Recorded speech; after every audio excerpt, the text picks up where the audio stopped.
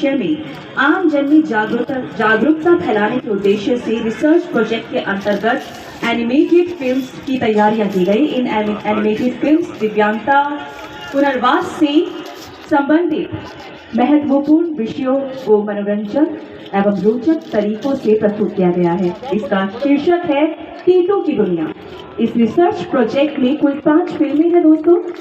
बीकेजी मध्ये मुंबईमध्ये दिव्य कला मेला जो आहे तो आयोजित करण्यात आलेला आहे। सामाजिक न्याय आणि अधिकारिता मंत्रालयाच्या दिव्यांगजन विभागाच्या वतीने हा मेला या ठिकाणी होतो आहे आणि जे दिव्यांगजन लोक आहे त्या दिव्यांगजन लोकांना आपली कला जी आहे किंवा आपलं जे साहित्य आहे ते साहित्य बनवतात आणि स्वतःच्या पायावर उभं राहण्याची ताकद त्यांच्यामध्ये वाढवण्यासाठी त्यांना मार्केट करून देण्यासाठी अशा पद्धतीचे मेळावे आम्ही ठेवतो।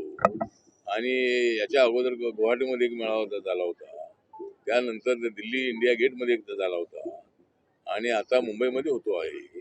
जवळजवळ 22 राज्याचे जे दिव्यांगजन आहेत ते यामध्ये भाग घेतात आणि जवळजवळ 200च्या वरती स्टॉल जे आहे ते या ठिकाणी आहे आणि त्यांना आपल्या कलेचं जे काय योगदान आहे त्यांच्यामध्ये असणारी कला आहे त्याचं चांगलं प्रदर्शन आहे ते करून देण्यासाठी त्याचा चांगला उपयोग होतो।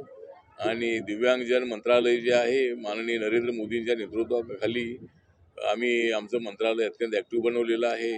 आमच्या मंत्रालयाच्या वतीने एक स्पेशल सेक्रेटरी जो आहे हा आमच्या दिव्यांगजनसाठी आहे आणि फक्त आमचं एकच मंत्रालय असं आहे, त्या मंत्रालयाला 2 सेक्रेटरी आहे। त्यामुळं आमचं मंत्रालय जे आहे ते मंत्रालय या वेळेला जवळजवळ 12 ते 55,000 कोटीचं बजेट जे आहे हे दिव्यांगजनांसाठी नवीन आमच्या बजेटमध्ये आहे आणि अशा पद्धतीनं आजचा मेळावा या ठिकाणी होतो आहे। डॉक्टर वीरेंद्र कुमारजी आमचे कॅबिनेट मंत्री आहेत ते उद्घाटन करण्यासाठी इथं आलेले आहेत आणि हा मेळावा जो आहे मेला जो आहे हा चांगला यशस्वी होतो आहे। जो 10 दिवस हा मेळा चालणार आहे। मुंबईकरांना आपलं आव्हान आहे की दिव्यांगजनांनी बनवलेलं साहित्य विकत घ्या आणि त्यांना मार्केट निर्माण करून द्या, त्यांचा उत्साह वाढवा, अशा पद्धतीचं सर्वांना आपलं आव्हान आहे। दिव्य कला मेला किस तरह का संदेश महाराज पूरे देश को दे रहे हैं? दिव्य कला मेले के माध्यम से इसके पहले हमने दिल्ली में 7 दिन का कार्यक्रम वहाँ पर किया था इंडिया गेट के पास में, और पूरे देश से लगभग 22 राज्यों से दिव्यांग भाई बहन उसमें लगभग 150 से ज़्यादा स्टॉल लगे थे। यहाँ पर भी लगभग 200 स्टॉल दिव्यांग भाई बहनों के लगे हैं। इन स्टॉलों के माध्यम से जहाँ एक और दिव्यांगजनों के द्वारा निर्मित वस्तुओं के लिए प्रदर्शनी के माध्यम से विक्रय की सुविधा उपलब्ध कराई जाती है, बल्कि यहाँ पर बहुत सारे इस क्षेत्र में काम करने वाले आयात निर्यात करने वाले जो लोग होते हैं उनके लिए भी एक स्थान पर ऐसी वस्तुओं का उत्पादन करने वाले व्यक्तियों से मिलने का एक सशक्त माध्यम उपलब्ध हो जाता है। पिछली बार जब दिल्ली में मेले का आयोजन हुआ तो वहाँ पर कई स्टॉलों का सामान तो 3-4 दिन में ही बिक गया था। दिव्यांगजनों को उनके जीवन में एक को सम्मान का भाव लाना, स्वाभिमान का भाव लाना, वहीं उनके जीवन में सुगमता का भाव लाना, इसको ही आगे बढ़ाने के लिए दिव्य कला मेलों का आयोजन किया गया है। और मैं जब स्टॉलों पर होकर आया तो दिव्यांग भाई बहनों के चेहरों पर जिस तरह की खुशी देखने को मिली, बहुत सारे इसमें से दिव्यांग भाई बहन दिल्ली के उसमें वहाँ पर आए हुए थे। इसके बाद गुवाहाटी में भी लगाया गया।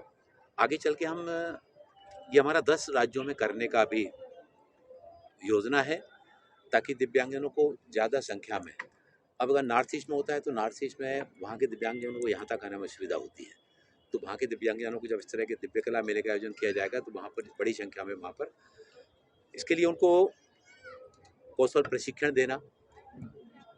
देने के साथ ही साथ जो हमारे 4 वित्त निगम हैं, अनुसूचित जाति वित्त विकास निगम, पिछड़ा वर्ग वित्त विकास निगम, दिव्यांगजन वित्त विकास निगम, सफाई कर्मचारी वित्त विकास निगम, इनके कम ब्याज की दर पर सहायता उपलब्ध करा के ताकि वो अपना काम आगे बढ़ा सकें।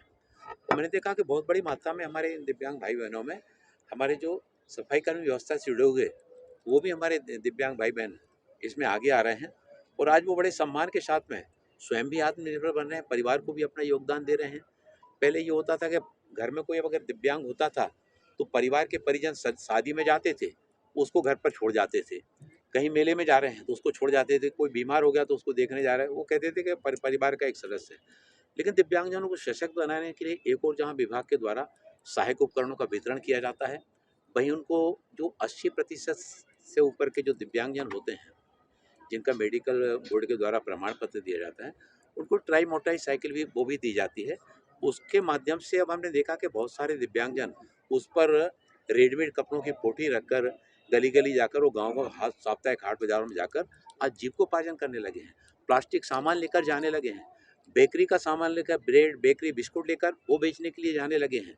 यहाँ पर हमने देखा कि दिव्यांगजनों के द्वारा लकड़ी का काम, पेंटिंग का काम, कपड़े का काम, कालीन का काम, अचार का काम, शहद का काम, इतने विविध क्षेत्रों में हमारे दिव्यांग भाई बहन काम कर रहे हैं, जो पहले अपने आप को असहाय अनुभव करते थे।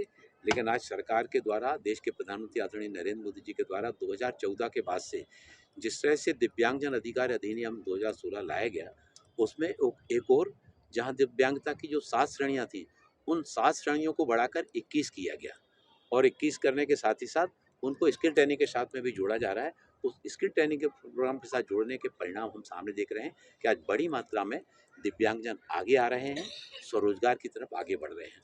भारत को आत्मनिर्भर बनाने में आदरणीय प्रधानमंत्री जब आत्मनिर्भर भारत बनाने की बात करते हैं, तो उसमें सबका साथ, सबका विकास, सबका विश्वास और इसमें सभी का सामूहिक प्रयास, तो हमारे देश के दिव्यांग भाई बहनों का भी इसमें तो सर प्रयास सर, जो है। इसमें ये जो मेला का आयोजन किया जाता है, इसमें खर्च कितना आता है? देखिए, जो कुछ भी खर्चा आता है वो विभाग उसको वहन करता है। नहीं, एक आंकड़ा तो मालूम पड़ना चाहिए कितना खर्च आता होगा, किस तरीके से इतना बड़ा केंद्र सरकार इतने बड़े आयोजन कर रही है। सूरज जी, लगभग कितना आया था पिछले बार? 1.46 करोड़, तो इतना ही लगभग यहाँ पर भी आएगा। 1.46 सर इन स्कीम्स के 1.5 करोड़ जो भी आप लाभ दे रहे हैं दिव्यांगजनों को, उसके बाद किस तरीके का मेलों के बाद स्कीम्स देने के बाद किस तरीके का मॉनिटरिंग सिस्टम होता है कि उनको वो स्टेबिलिटी रहे कि जिस तरीके का लाभ उन्हें प्रॉपरली पहुंचा है, उसके बाद उन्होंने क्या कार्य किया है उसके बाद? हमारे राज्यों के जो सामाजिक न्याय विभाग के मंत्री हैं, उन मंत्रीजनों के साथ में भी, जो राज्यों के विभागों के सचिव हैं, उनके साथ में भी हम मीटिंग करते हैं, और उन मीटिंग में इन सारी योजनाओं का फॉलो अप भी करते हैं। मदद का हाथ बढ़ाया गया है। आपने संसदीय क्षेत्र में भी देखा गया करीब 3 बार इस तरह का दिव्यांगों को उपकरण का वितरण किया गया है। किस तरह का यह काम लगातार देश में किया जा रहा है, सब बताइए। मैं विशेष करके मुंबई शहर के दिव्यांगजनों के ओर से डॉक्टर वीरेंद्र कुमार जी जो हमारे मंत्री हैं उनका, और रामदास अठावले जो हमारे मुंबई और महाराष्ट्र के जो मंत्री हैं, उनका धन्यवाद देना चाहूँगा, उनका अभिनंदन करना चाहूँगा, क्योंकि इस प्रकार का दिव्यांग मेला लगाया। जैसा आपने बताया कि मेरे मतदार संघ में 2-3 बार हमने जो दिव्यांग भाई बहन है उनको जो चीज़ वस्तुएं लगती है उनके लिए वो बांटने का काम किया सरकार की ओर से निःशुल्क। लेकिन ये जो मेला जो लगा हुआ है वो उनको आत्मनिर्भर करने के लिए, वो जो भी घर में बैठकर जो चीज़ें बनाते हैं वो बेचने के लिए एक मार्केट लगता है। तो ये मार्केट लगभग 1.5 करोड़ रुपया खर्चा करके ये मेला लगाने का काम केंद्र सरकार की ओर से हुआ है। मैं मानता हूँ कि मार्केट के माध्यम से दिव्यांगजनों में एक नया उत्साह, नया उमंग उनके जीवन में देखने के लिए मिलेगा, क्योंकि घर पर बैठकर ही आत्मनिर्भर बनेंगे वो, और उनके बनाए हुए सारी चीज़ें इस प्रकार के मेला के माध्यम से जब राष्ट्रीय और अंतर्राष्ट्रीय स्तर पर बिकेगा तो इसकी डिमांड बढ़ेगी और उनको किसी के सामने हाथ फैलाने की आवश्यकता नहीं पड़ेगी, ऐसा मैं मानता हूँ।